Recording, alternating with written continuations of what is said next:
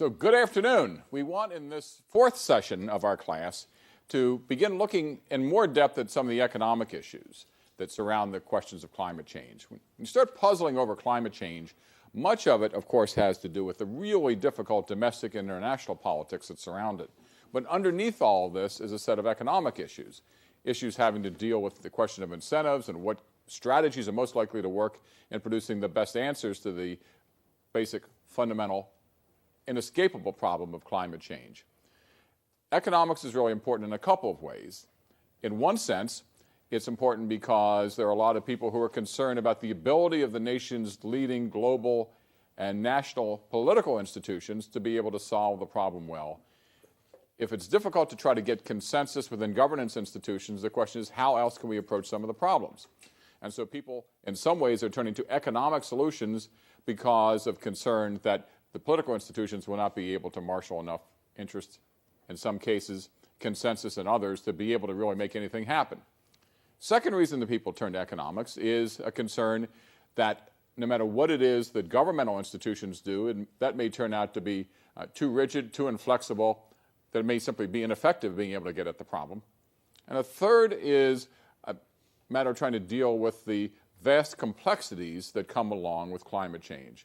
And there are people who look to economics as a more flexible set of institutions, a more flexible set of relationships, a more flexible set of behaviors that would better allow the world's communities to be able to address these questions. Inevitably, when you begin talking about climate change, and then you start getting into the, well, here's the difficult politics of this, here's some of the economics of this, and the problem is finding a way to weave all this stuff together. What I'll say in advance is that I'm not an economist, so I come at this from the point of view of a political scientist who's been looking at climate change issues for a long time. So I'm not going to try today to go through all the very complicated, in some cases extremely complicated formulas and other notations that are in the Nordhaus book, which was the center of today's readings. But there's some really important arguments that come through, and I want to try to explore, in many senses, what it means, why we ought to care about it, what the implications are of the issues that he lays out. So as we get at those questions of the economics of climate change, what I want to do is talk about three basic puzzles. The first is the role of uncertainty, which is one of the things that economists spend a lot of time dealing with, and one of the things that governmental institutions have a hard time dealing with. The second thing is I want to look at different economic strategies that lie at the core of climate change.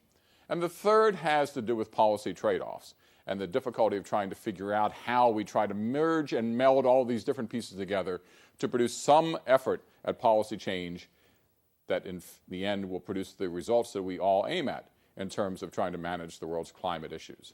So, three issues: uncertainty, economic strategies, and policy trade-offs. So let me turn first to the question of uncertainty. A lot of words on this slide in particular, and they have to do with the things and the puzzles that really at the core of trying to deal with the issues of climate change. The first has to do with the nature of uncertainty that has to do with the time horizon that's involved. One of the real big problems of trying to deal with the issue of climate change is, as we saw early on, and especially in the first lecture when we began to explore the basic puzzles, the first and most basic question is that everybody's saying we've got to act now to try to avoid big problems that may occur in the future.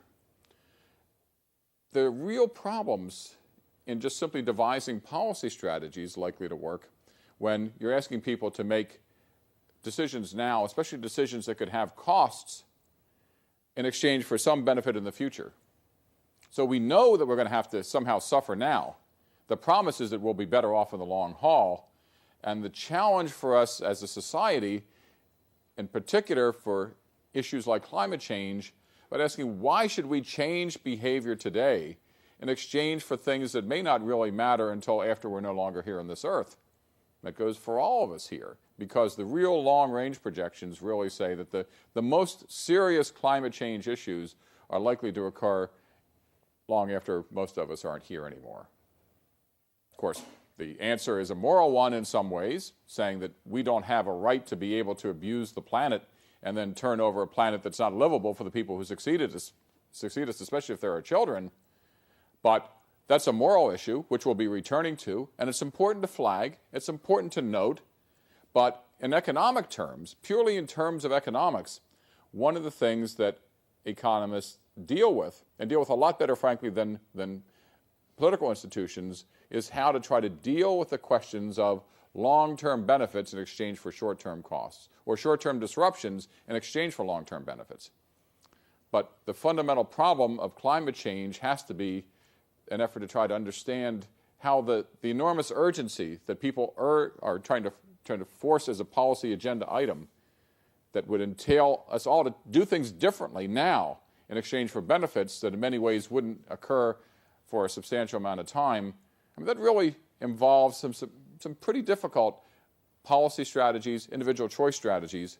We've really got to try to figure out how we can get people to do things differently now in exchange for those long-term benefits. So there's this time problem that comes in.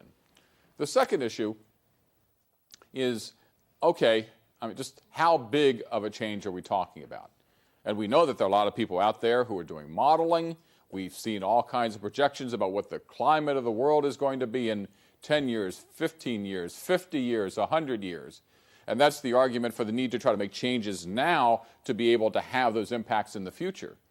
But one of the things that is inevitable in terms of uncertainty is that to be able to make those long-term projections, you have to make lots of assumptions about what the world is and how it behaves and what the impact of different kinds of chemicals are about the way the climate works. So one of the problems here is that you have to vastly oversimplify the nature of a very complex set of interactions, which is our climate, which is our globe, which is our atmosphere, which is our weather, and try to then use things that are happening now to project what that's going to look like, then try to argue or to think about what kind of impact that the changes we have now are going to have on that complexity. And one of the things that's a source of enormous amount of difficulty for the scientists as well as for the economists is trying to figure out what assumptions should we make? Which assumptions are reasonable and which ones are less reasonable? How do different kinds of assumptions affect the way that the world is projected to be? And given the fact that projections about future climate change revolve fundamentally around assumptions about what the world is going to be in the future, it makes it that much harder to decide what actions we need to take now. And a lot of the battle in the climate change movement, frankly, has a lot to do with whether or not certain assumptions are valid, and whether or not certain assumptions then lead to certain consequences, and whether or not the consequences that are projected are suspect because the assumptions are suspect. So a lot of this has to do with just how good are the models. And economists spend a lot of time doing models to try to predict the impact of our individual decisions on some kind of collective outcome, like how good are markets, how clean is the environment. But science and the science of climate change and the science of economics collide on these questions about what kind of assumptions that we can make and how much we can afford to simplify the world to be able to get there. So that uncertainty is really important as well. That gets to the third piece, which is, okay, what climate effects are really likely? And that's really a couple of questions that are built into that. How soon are we likely to see effects on the climate from our use of things that have created greenhouse gases? How soon are we likely to have enough evidence that it's real? A lot of people say that's already passed, but other people are not convinced. When are those consequences, implications likely to happen? I mean, sooner or later? How much of a climate change do we really need to begin having impacts that we'll care about? And quite frankly, as we all know, it's one thing to see pictures of polar bears stuck on ice floes, and everybody says, oh, that's too bad about the polar bear. Or isn't it awful to see how big pieces of Arctic ice are being calved off and floating out as a result of changes that are argued to be part of the climate effects? That people argue that there are fundamental changes in the climate that are presented to us in the form of wildly swinging different kinds of weather patterns, where as has been the case this winter in Philadelphia, you can have temperature of 10 degrees and a temperature a few days later of 60 degrees, where things go swinging back and forth. People say, well, that's evidence of the kind of change. And other people say, well, who knows whether it's just part of the normal weather patterns. There's the question of, in addition to how big of a change is it that's going to be real, and what are those impacts going to be, how soon will those changes accumulate into something that will force fundamental changes in our life, where we'll have trouble producing enough food, where some people in certain countries will have difficulty in feeding themselves, where some of the climate changes will produce weather patterns that will have tremendous destructive impacts on people as well. And how can we identify those impacts, all those impacts, and trace them back directly to climate change as well, trace them back directly to greenhouse gases. So one of the problems here is just simply in terms of the modeling. What's likely to happen? When is it likely to happen? How big is the change likely to be? And what is it going to take to make anybody care? That is, to the effects that are so significant and so large that everybody says, wow, we've got to do something. And of course, that gets back to our original point, which is that by the time we wait long enough for some of those effects to be clear and inescapable, it may be way too late to be able to make actions to reverse them. But that gets into this awful trade-off that the easiest time to solve a problem is before the problem is apparent to anybody in a way that demands it be solved. So we have this fundamental paradox at the bottom of things, that the easiest solutions are the ones that are hardest to gain support for, and the problems that are easiest to gain consensus about the need to solve are the ones that are most difficult to get at, because at that point we've lost all the easy answers. That gets down to the last question here about what policy interventions are most likely to be most effective. There's a big debate out there, of course, about what it is that we ought to do. So you take a group of people, whether it's political scientists or economists or climate change experts of all kinds, and you get them all to agree, yes, climate change is real. Yes, its implications are going to be enormous. Yes, the implications are going to start showing up sooner than what people imagine. And even smaller changes in the climate are likely to produce effects that we're going to want to wish that we had done something about before they occur. So you get people who agree on all those premises. Now what do we do? And the problem is that it's very difficult to get people to agree on exactly how to get at that. So what economists are spending their time doing is trying to figure out how to deal with some of these puzzles.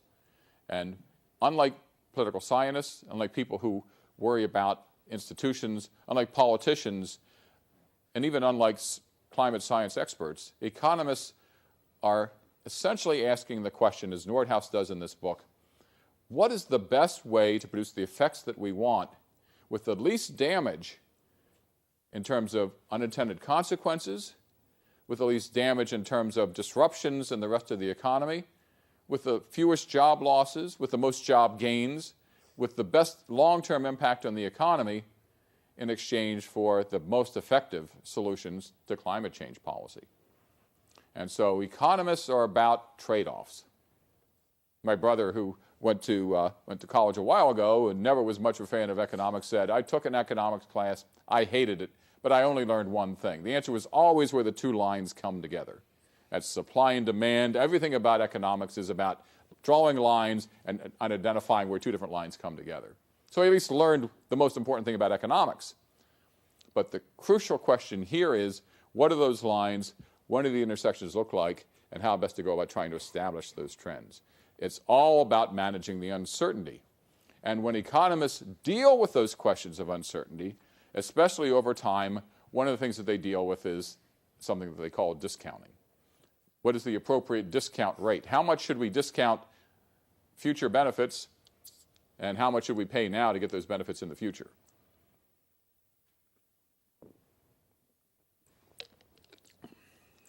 This question comes up all the time in lots of different kinds of contexts. There are ads on American television and radio that say, are you having a hard time paying your bills? Do you have somebody who owes you a lot of money from an insurance settlement? Wouldn't it be great if you got your entire insurance payment, which may be due over a period of 20 years from a car accident you've been in? Wouldn't it be nice to have all that money today? Well, the question is, well, if you've got, say, 20 years of payments at $100,000 a year, how much would you accept now to be able to have all that in your hands all at once? So the answer is not 20 times $100,000 because, as you know, you could take whatever money you have now and put it in a bank account and have it accumulate with compound interest. Nobody's going to pay you the entire amount now because that amount stretches out in the future. But there are all kinds of deals about how much of a deal is good enough. Would you rather have 20 times 100,000, 20 years, $100,000 a year payments? Or would you be happy to have $300,000 in your pocket now? Well, no, that wouldn't be a very good deal. Well, what kind of a deal would you accept? At what point would you accept the trade-off of that long stream of benefits in exchange for all the cash in your pocket right now? We run into these problems all the time because, especially when it comes to public policy questions, over and over and over again, we have this trade-off of, gee, it costs a lot of money to buy a fire truck, which may cost $150,000, in exchange for the ability of that fire truck to spend 20 years riding around putting out fires. So you get 20 years of fire protection benefits in exchange for one investment today. We talk about building roads and bridges that have long, useful lives. How much should we pay today in exchange for all those benefits out in the future? If somebody said, look, it's going to cost us $100 million to build this dam that will be producing hydroelectric power for a long time. Is it a good buy? Well, I say, yeah, I could use a lot of electric power. But somebody says, well, I could produce the same amount of power for half the money. How do you try to balance the investment of money today in exchange for a stream of benefits in the future? And a lot of economics has to do with trying to figure out how to discount those future benefits and find a way to compare them to present-day costs.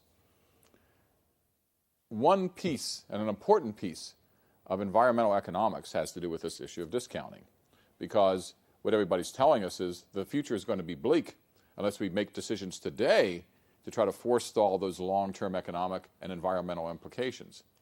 So how much is it worth spending today? How much is it worth changing our consumption, our industrial production, the way we live, what we drink out of, what we drink, how much we grow, how much energy we use? How much is it worth spending today in exchange for the improvements in the climate in the long term? An economist would tell you two things. One is that you can, in fact, make that trade-off.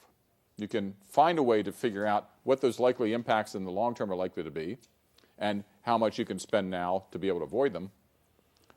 The other thing is that an economist would tell you, well, not every investment's a good one, because we all have, I think, who are part of this commons, are committed to the idea that climate change is real and requires some kind of attack. But not every investment that might reduce climate change is likely to be a good one. Somebody said, I've got a surefire thing guaranteed to work. It'll work in 100 years, and it'll only cost you $100 trillion now. You say, well, we can't afford that. Well, what does it mean you can't afford that? What it really is saying is that our expectation about the long-term costs and the long-term benefits don't seem to be justified by making that investment today.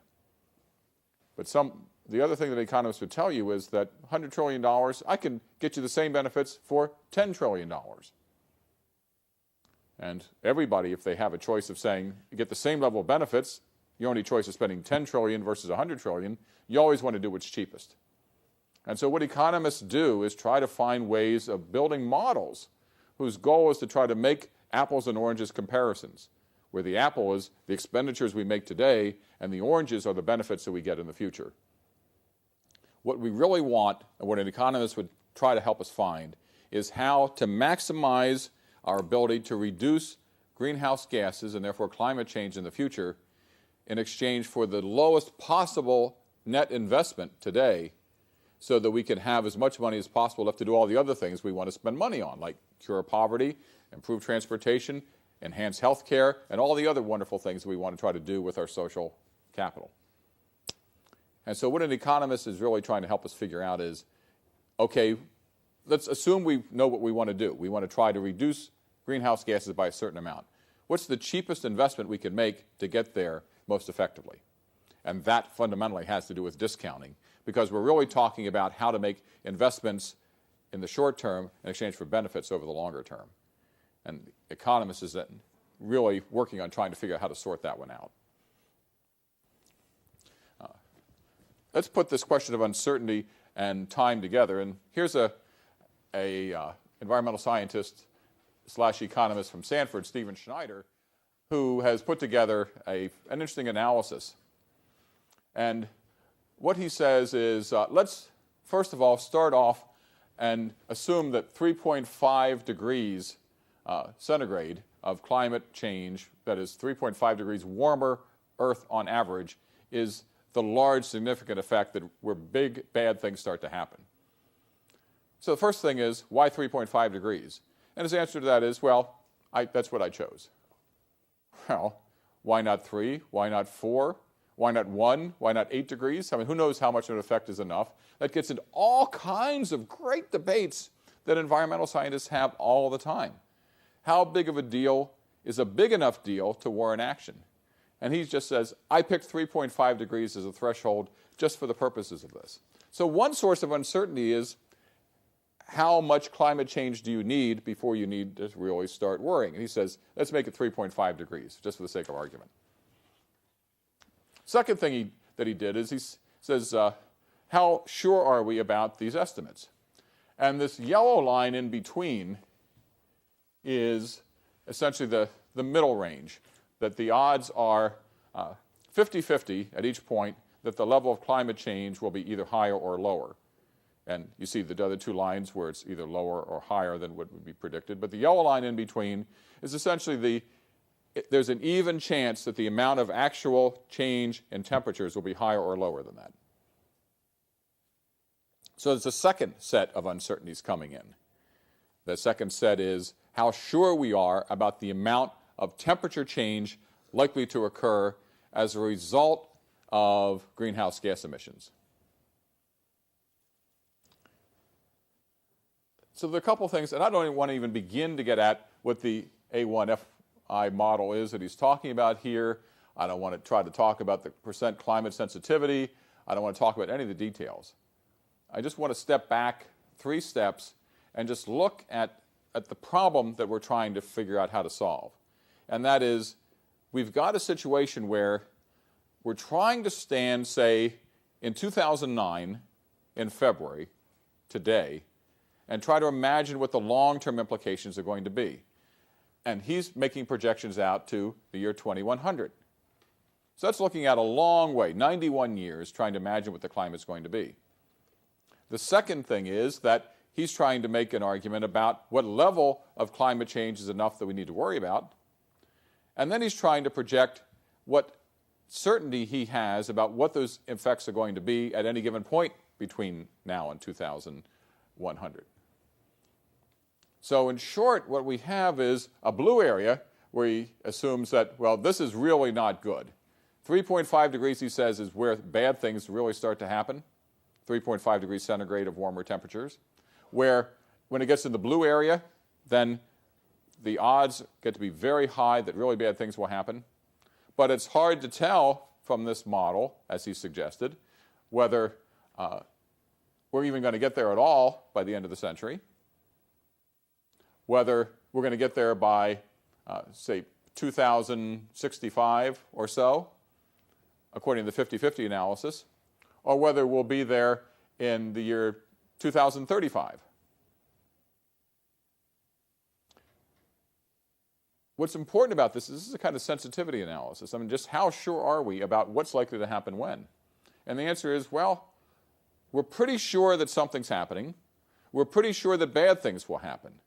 We're pretty sure that bad things will happen by the end of the century, but we're not sure how bad it's going to be, how fast it'll be bad, and therefore how urgently we need to act. We can't be sure about that. This is all about making estimates and making projections. And so any kind of real honest discussion, at least among us folks, people who care about climate change, has got to be based in the difficulty of trying to get at the questions of uncertainty and what we're talking about. For those of you who are sitting here in this room, the implications of this are huge, because it could mean either what you're really doing is making decisions about how you're going to be planning to spend your old age, or maybe even not quite so old age, because you may be in the prime of your working life if some of the stuff turns out to be true, and just at the point where you're reaching the peak of your earning power and are interested in doing all kinds of great things with your lives and with your kids, that may be the point where everybody's saying, wow, this is huge, we should have acted sooner because now we have enormous implications for the climate, say in 2035. It could be that you could say, yes, we need to be worried about this because it's going to affect our kids. By the time they're in the peak of their earning lives and peak of their working lives, then it's really going to be affecting them. Or you can say maybe it'll be their kids or their kids' kids who really will have to be affected by this. So there doesn't seem, if you look at the climate science and most of the models, doesn't seem to be much doubt that this is real, that it will sooner or later have significant impacts unless we change. But there are big disputes and big disagreements about how bad it's going to be, how fast it's going to happen, and therefore how urgently we need to act now, which is another way of saying how much in the way of costs should we incur now in exchange for benefits. Because my guess would be that we all would say, well, you know, if somebody told you that you're going to have a heart attack at age 55, unless you start eating right and exercising, and I'm pretty sure you're going to have a heart attack unless you do that, it'd be pretty easy to get people to get religion on exercising and diet. But if somebody said, you know, in general, if you don't exercise right, don't eat well, you or somebody you know, next year, 20 years, 50 years, maybe never, you may have some trouble. Then it gets a lot harder to motivate people. And so a lot of this, and a lot of the climate change arguments, very much like this. It's trying to make an argument about how much you ought to worry about this, how urgently you need to worry about this, how soon we need to act, and how aggressively we need to act now in exchange for the benefits. Or put differently, if we make a decision in 2009, are we most worried about having impact in time to affect climate change in 2035, 2065, or 2100? Or if you take this green line and project it out, you may not have to worry about it till 2125.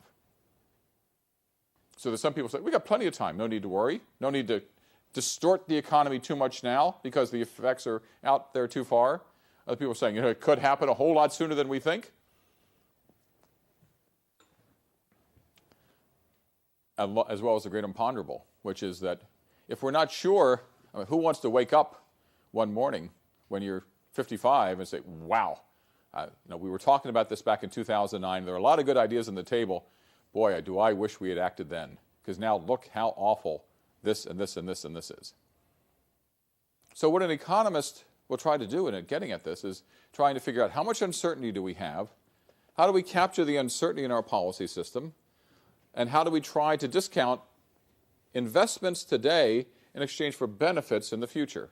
And when do we need those benefits to be able to make sure that whatever results we want are there in time to prevent what we are afraid may happen. So what economists are really good at, and frankly a lot of the rest of the system isn't, is trying to figure out how to help us talk about these things. If you look at, as I do for a living, the way that political systems behave, the one thing we know is that political systems are terrible at looking beyond the next election. They're terrible at trying to figure out what's going to happen in 2020. In the United States, for example, we know that our old age retirement systems and Social Security and our medical care systems for retired persons work pretty well, but are not going to be able to sustain themselves because they're going to go bankrupt. And everybody knows that's going to happen, but there's no particular reason to tax ourselves now more in exchange for some benefits that may not occur until 2020, long after the people who are in office now will be long gone. So the political analysis is not very good at dealing with these comparisons between long-term costs and long-term benefits and the short-term investments we need to make. Economists spend their working lives trying to help us figure that out. And given the fact we, A, have lots of uncertainties, and B, need to try to figure out what kind of investments today make sense in exchange for the benefits we hope to get in the future, we turn to the economists for some help. we turn to them in an effort to try to figure out how to make that happen. So that gets to the second point here that has to do with economic strategies.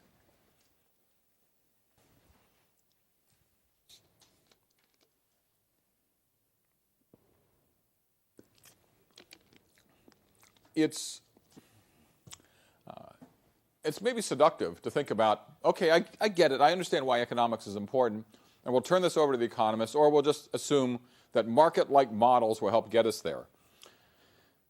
One of the things that Nordhaus, though, is very good at is that he helps to explain that, in a sense, not all economics is alike. What he argues is that there are basically two fundamentally different approaches that economists would use.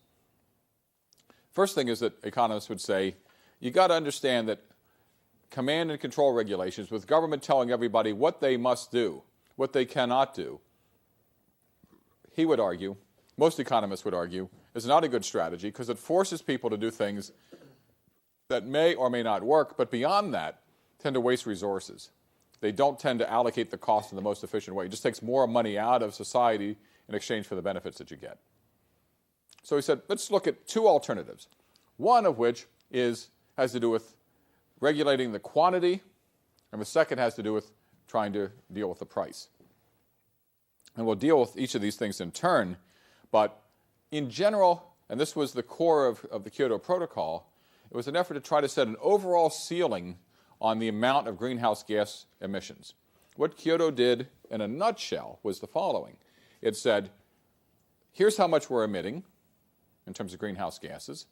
What we want to try to do is reduce the amount that we're emitting, and the way that we believe would be most effective would be a cap and trade.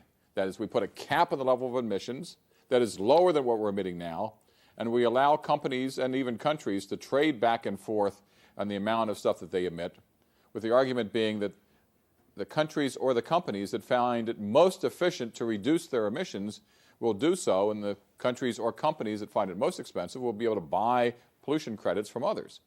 So the process of trading back and forth produces economically the most efficient way of allocating the costs of hitting the lower overall cap. So that's the cap and trade principle. And it's been used both in smaller scales among regions of the United States and countries abroad, and it's a central part of the Kyoto Protocol. A second strategy, though, has to do with price effort. And it's to say, look, as I'll suggest in a second, that's actually a little sloppy to be able to go at it simply in terms of quantity, because you can have all kinds of distortions. Easier just simply to increase the cost of the things that you don't want to have happen, and to subsidize the things that you do want to have happen, and allow everybody to sort things out from there. Simpler, cleaner, to create price incentives, and then lots of interesting things happen from there. So the economists would argue back and forth over whether or not to rely on market mechanisms, and all economists would argue that market mechanisms are more likely to be effective than regulatory strategies that just simply impose ceilings or tell people what to do or how to do it, rely on the market to be able to sort that out.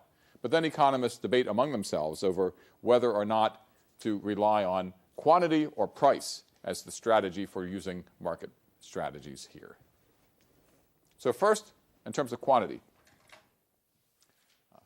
this is the cap and trade approach. It was the core of the first round of global environmental negotiations in Kyoto.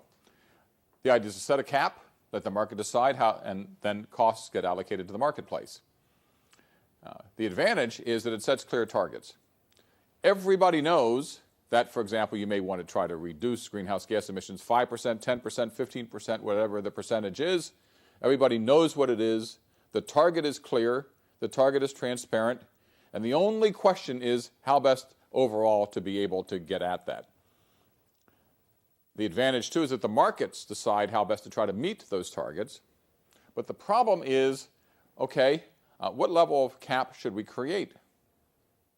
Well, that seems like a fairly easy answer. I mean, you make it 5%, 10%, 15%.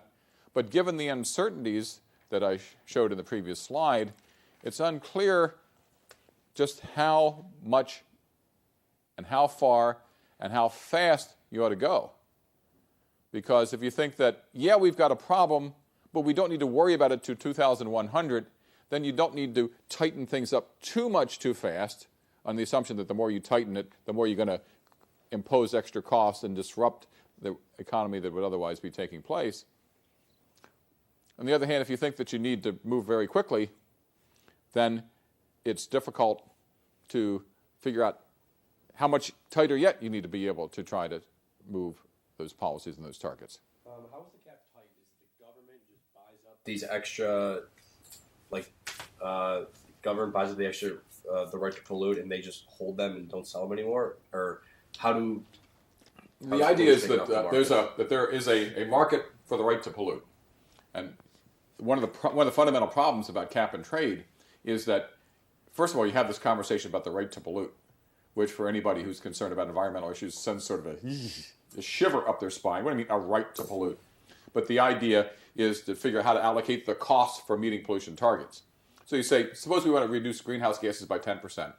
And first you got to figure out, and we'll deal with this in subsequent weeks, but first you have to figure out how to allocate essentially pollution credits. Then you have to establish a market for the trading of pollution credits. And the idea is that people buy and sell them that right to pollute. So you have a factory, say, that emits, just sort of hypothetical cases, emits 100 million units of greenhouse gases a year. And so you have that. If you have to meet a 10% target, how expensive is it for you to go from 100 million to 90 million? And if it's way too expensive, you can buy that $10 million credit from somebody else who says, this is no sweat. I can ding, ding, ding, change my dials and do that. So you buy the credits from them. They sell it to you. They get an economic benefit. You avoid the extra investment, and the environment's happier because there's 10 million less units of stuff that's out there. What you're doing, though, is you're creating an economic good that didn't previously exist. You're having to try to figure out how to allocate it. You're having to create and manage a market, and you're hoping that you've, in fact, hit the level right. Because one of the things you can't do is you've got to set up a market. One of the things that industry hates is to have the rules of the game constantly changed. If you're going to set this up, you've got to set it up and be willing to live with it for a long time, because nobody's going to play the game if the game changes on a regular basis. If every 2 or 3 years, maybe every 5 to 10 years, industries which make investment in goods and services and products and pieces of equipment with an expectation it's going to last 10 or 15 or 20 years, they're not going to want to do that if their expectation is that, okay, I've got something that's okay now, but 5 years from now, the game's going to change, so why should I bother making a 20-year investment in exchange for something that may change 5 years from now? Is there any incentive, if that firm can keep ratcheting down the amount of carbon they use, even if they can go below, if it's 10 million and they can go to 9 million, is there any incentive to do that? Sure, because the advantage is once you create the market, you've essentially given, if a company now has, say, the right to pollute and to put out 100 amounts of greenhouse gases, and the company can say, with almost no trouble, we can bring it down to 0. Then all of a sudden they have 100 units of this stuff they can sell to people and say, okay, I've got, you want to buy 10 from me? What are you going to give me? And I'm going to sell it to whoever it is who can give me the highest price. So they will bid according to their cost structure. Somebody says, well, it's going to cost me this much. Well, for less than that, I can just do it the same thing myself. But if my cost is like this and I can buy it for this, I'll buy those things up. So that you create a new good. Some companies, some countries get bonuses. They get money that they wouldn't otherwise have had. Other companies avoid investments that they otherwise would have been forced to make, so that the market creates incentives for people to do whatever it is that's most efficient. But you're putting money in some pockets. You're taking money out of some. The argument that economists would make is that on the whole, you're taking less money out of the economy than would otherwise be the case. You forced everybody to do things that might not be the most efficient. But in addition to the difficulty of trying to create all this stuff, it also can create big volatility in the market for carbon, because you're focusing on the amount of emissions and not the amount of carbon necessarily that you're using or the price that you're paying for carbon and carbon-related products. And then also you have the difficulty of trying to figure out what to do about as we've been discussing about developing countries that struggle just with industries that may be on the economic edge to begin with. And if you start imposing any additional costs, you run the risk of undermining job production in other countries as well. So economists really like this. And they like this because instead of the government telling you, and you, that you all must reduce the amount of your emissions by 10%, and you're saying, I can't do that because the nature of the work that I'm doing, I just have an industrial process. It would be incredibly expensive to try to bring it down anymore because of what I do. And you're saying, hey, no sweat. We could forget 100. We could go down to 0 with just some minor changes. So you folks have to do almost the impossible. For you folks, it's so easy. In the end, all that really matters is that not that you and you all reduce your pollution by an equal amount. It's that the overall amount of greenhouse gas emission is reduced by whatever target that you set. So what we want as a society, as a world, is to make sure that we pay as little as possible for the overall reduction that we want to try to achieve. So that's the argument. And you can see why an economist would love this. But it creates all these issues that we've been talking about. On the price side, on the other hand, it's an economic argument again, but a different kind of economic argument. Because economists also live by a different kind of rule. You can see economists don't much like government. Economists don't much like government regulation. They believe that the market is more efficient and more effective. Keeping the government out allows us all to buy and sell and work things out. And this is based on incentives and a basic principle. If the things that you don't want to have happen, you tax it. Things that you do want to have happen, you subsidize it.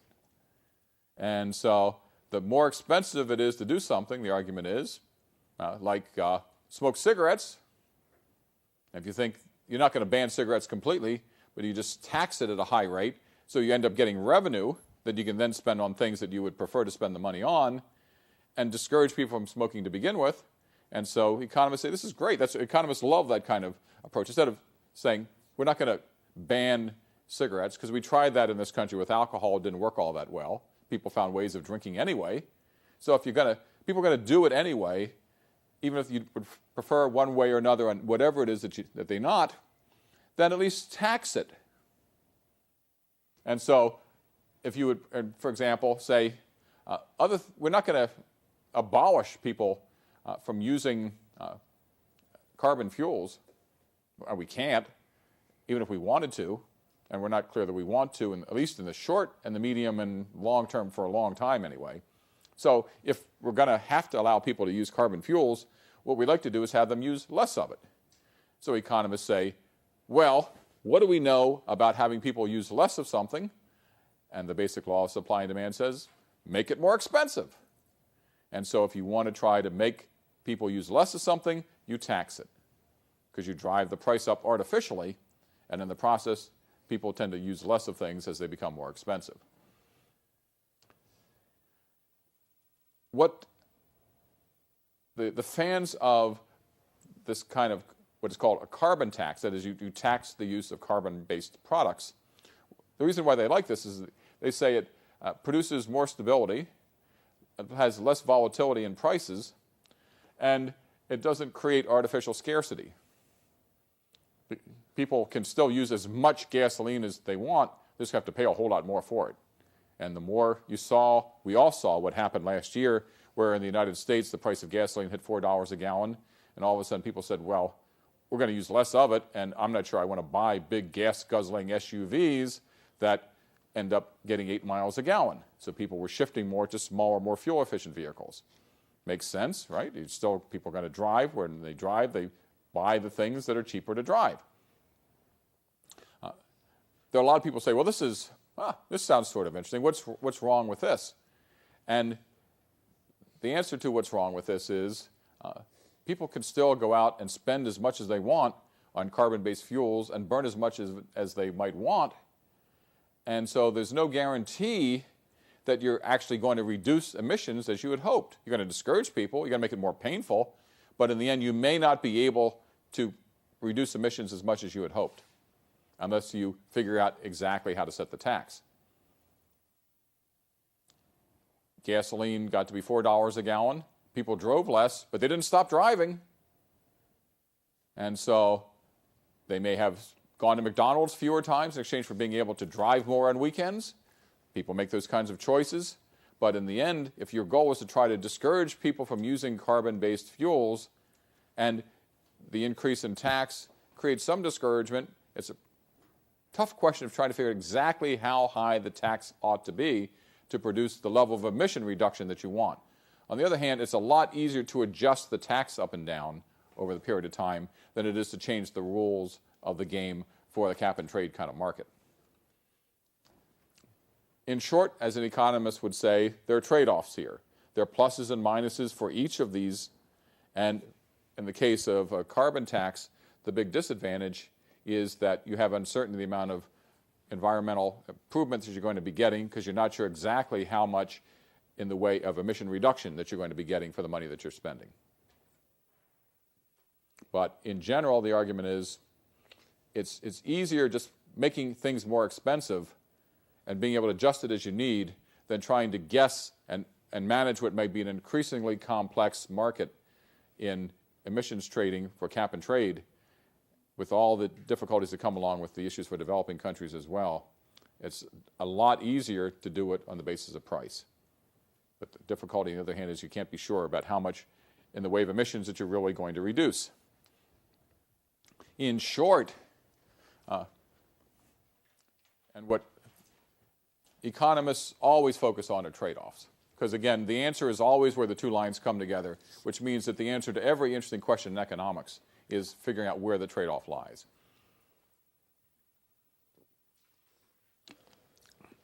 And this is an interesting argument that Nordhaus makes. He says the key question is which of the policy approaches would allow flexibility in changing policies as new evidence becomes available. So he's making an argument about economics being better than anything else, and that the difficulty about the approach to economics is figuring out how to make adjustments as time goes by. It's all about uncertainty. How bad is climate change? What kind of reduction in greenhouse gases do we need to produce the desired improvement in climate that we want? What kinds of policy strategies are most likely to be effective? And how much do we need to change people's behavior to be able to produce the improvements in climate that we want to achieve? One fairly simple sentence that captures all of this, as well as one other point, which is that it's all based on uncertainty, and what we know about these uncertainties, essentially our certainty about the uncertainties, is going to change over time as we learn more about this. In all likelihood, when one of you is teaching a course like this in 15 years, we're going to know a whole lot more about climate change than we do now. You're going to be able to stand in front of a group and talk with much more certainty about this is what climate change is, here's where it comes from, here's how large the effects are going to be, here's where we're going to see them, here's how much we need to reduce emissions to be able to avoid that. You're going to know much more. And so as we learn more, which of the policy tools are most likely to allow us to adapt most effectively to our increase in knowledge in dealing with the uncertainties that we face? And the answer to that is nobody knows. We are, on the one hand, in the very earliest stages of a brand new field of study, which is an effort to try to address Nordhaus's basic question. We have emerging consensus that climate change is real. We have, given the difficulty of getting a global governance strategy in place and the preferences that many policy analysts have for relying on markets as opposed to governmental strategies and solving them, a consensus on economic strategies. We have some experience with cap and trade, relatively little experience with carbon taxes, and a commitment to trying to figure out how to get at this stuff. That's where we are. All in an environment of enormous uncertainty. So our challenge is trying to figure out how to try to get at these puzzles, how to try to solve them, and how to try to deal with these big trade-offs that we face. So what Nordhaus argues at the end of his book is in favor of something he calls a cap and tax. Should we rely on cap and trade? Should we rely on emissions tax? And he says, Yes, both. What he says we ought to do is to have a traditional cap and trade system, but also have a carbon tax to supplement it, and then have a safety valve at a penalty price, that is to allow people to buy extra carbon emissions if it turns out that really crazy things start to happen, that it turns out to be too expensive for a company or for a country to meet it, so that you allow an escape hatch, but you make people pay for being able to use it. So that's what he's arguing, and I love this phrase that he has at the very end of the book. He calls for slow, steady, universal, predictable, and boring policy change. I like the boring part in particular, because one of the things he argues is that the debate over climate change has been much too characterized, he says, by efforts at flashy and in some cases overstated arguments. And I think, even though he doesn't really quite say it, I think he argues that a lot of the people in the climate change business have undercut the points they're trying to make by making the point sometimes in too extreme a way, and by doing so in a way that argues for much too aggressive intervention by government in the economy in ways that create lots of difficult kinds of disruptions in the economy as well. So his argument is for slow, steady, universal, predictable, and boring policy. Slow, to allow us a chance to be able to put things in place that are steady so that everybody has a sense of where we're going, and are predictable because if business doesn't like high taxes, business would prefer low taxes. But what business hates more than high taxes is unpredictable high taxes. Business doesn't like necessarily to have to invest in a lot of extra things that produce better health and safety necessarily, but what they really hate is uncertainty about how much they're going to have to invest. So at least if everybody knows and understands where we're going, and we have a glide path that's relatively smooth without a lot of jerks up and down, without a lot of big jerky movements, it makes it a lot easier for everyone to produce the kind of predictable progress that we want, that in the end is more boring because it takes some of the heat out of the debate. You can think about whether that's true, but as we think about the issues for the rest of the course, remember this sentence, remember this phrase: slow, steady, universal, predictable, and boring policy approaches, with an effort to try to find ways, he argues, of getting more predictably to where it is we want to go without wrenching the policy system back and forth through enormous changes along the way. But not to make the point about the point. Here's a map, a chart of weekly United States retail gasoline prices for regular grade gasoline from August of 2006 through this week, actually the end of last week. And if there's anything you can say with certainty, it's that nothing is certain about the price of gasoline. There are a lot of people spend a lot of time, a lot of ink trying to explain why it is that a quantity of stuff per gallon that's drawn out of the ground and shipped should vary in price so incredibly. Because the cost of production and the cost of shipment haven't changed, certainly in these kinds of wild, extreme ways. And there are all kinds of things going on, but one of the things, at least that economists would argue, is that given a situation like this, the only thing you can be sure of is that you can't be sure of anything. There are a lot of people saying when gasoline was up to $4.10 a gallon, that the one thing that's now clear is that we're in a new era. People need to go buy different kinds of cars. And then gasoline hit $1.60 a gallon just at the beginning of this year, and they said, well, these SUVs maybe aren't so bad after all. Yeah, the gas mileage is terrible, but it's $1.60 a gallon again. So that was just a blip.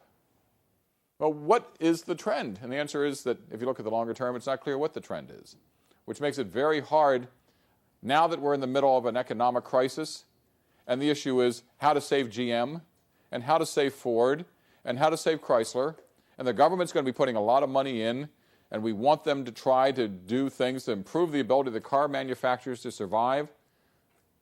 What kind of car should they build? Well, if it's just based purely on the price of gasoline, the answer is who can tell? And so we're in the middle of that kind of debate based on the uncertainties that come along with this. This violates everything the Nordhaus talked about. because it is not, if you look at that chart, it is not slow because it's changing rapidly. It's certainly not steady. There's nothing universal or predictable about this, and it's certainly not boring. One interesting argument that's been made, and that I've heard made over and over again, is, we could solve, or dramatically reduce at least, America's dependence both on foreign oil and reduce the amount of gasoline consumption in cars if gasoline were predictably $6 a gallon. Because one of the things that we need to do if we want to make that work is we need better battery technology in cars. One of the real problems with electric cars right now is that you can't drive very far with them. And there's no place necessary to pull up and plug your car in to get it recharged. One idea, in fact, they're talking about is a new car coming out with replaceable batteries. So you pull up to the gas station, and instead of filling your gasoline tank up, you just pull the battery out and put a replacement battery in. So gas stations become battery stations. Sort of interesting idea about how to try to deal with that instead of having to plug the car in overnight after you've driven 100 miles. But we obviously need to do better than that if we're going to rely on electric as a replacement for cars. But people who are in the research and development business would tell you that at $1.60 a gallon, there's not much point in investing a lot of money in it. At $6 a gallon of gasoline, then the alternatives become economically more efficient. And so one of the arguments that people have made is, what we ought to do? Forget a per gallon tax on gasoline. We're going to just make sure the gasoline always costs at least $6 a gallon. And we'll just tax consumers for the difference between whatever the market price is, which we'll try to drive down as much as possible, and $6, which will be a carbon tax. So research and development people and car manufacturers know that they will have the incentives for doing this, and then we as the government will pocket the difference and use that to subsidize alternative energy production.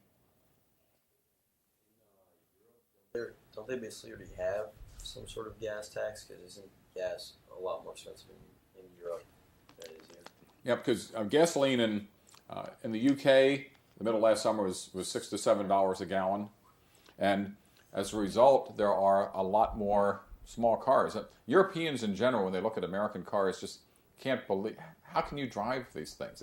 It's like almost like a Martian arriving from outer space. What is this thing, and why are you driving them? There are tremendous incentives for smaller cars to be made and more fuel-efficient cars. And one of the answers that some of the American car manufacturers are exploring is the possibility of building in the United States some of the cars they're already selling in Europe. But the argument again is, consumers are consumers, they have free choice. Why should we, they say, turn to more fuel-efficient cars if gas is $1.60 a gallon? Because Americans like big boats to drive around in out there. And as long as it's $1.60 a gallon, driving a Hummer that gets 8 miles a gallon is, it's $1.60 a gallon. It's not cheap, but a lot of people say, I can afford that.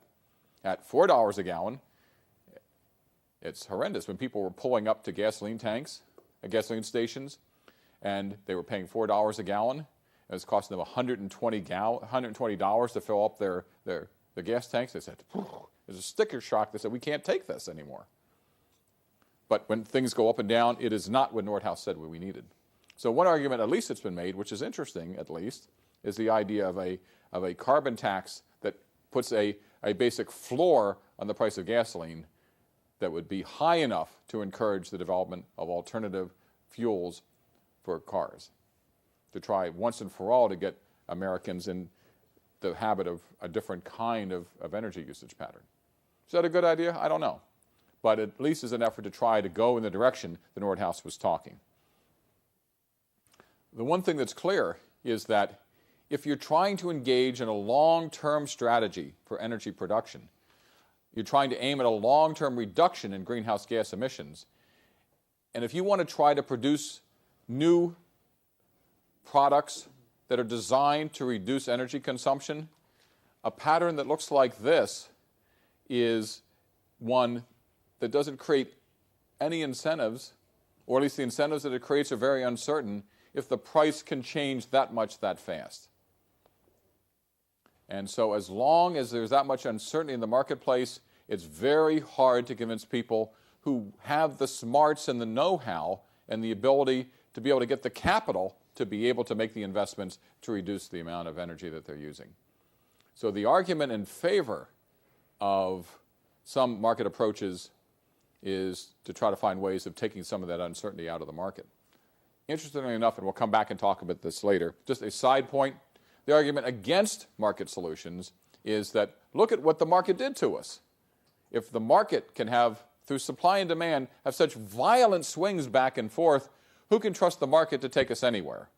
And there's some people say that the only answer really is governmental intervention and governmental subsidy to try to force people to do what they otherwise wouldn't want to do. So there's a big argument back and forth still about the viability of economic strategies as opposed to governmental regulation. And the thing that's fascinating is you take Nordhaus's book, this capstone argument that he's got about the need for steady and predictable policy, put it up against gasoline prices, and ask yourself, how are we going to get a way out of this dilemma? And how are we going to try to use and put together a strategy for dealing in the long haul with the interests and the puzzles and the difficulty of greenhouse gas emissions? In short, and this is a summary for today, we know what we want to try to do. We've come to the conclusion that we, in fact, do have the need to try to reduce greenhouse gas emissions. What we don't know is how much we need to do, how fast, because we're not sure just what the tripwire is for things that seem to be happening to become really serious. We don't know when that's going to occur, and therefore how quickly we need to act and what kind of investments are likely to produce the best effects most quickly. And on top of that, even though we know that economic strategies avoid a lot of the problems of governmental intervention in the economy, exactly what it is that we want to do and how best to build political support for doing this is anything but clear. And so we have, in short, some real interesting puzzles that Nordhaus tries to frame.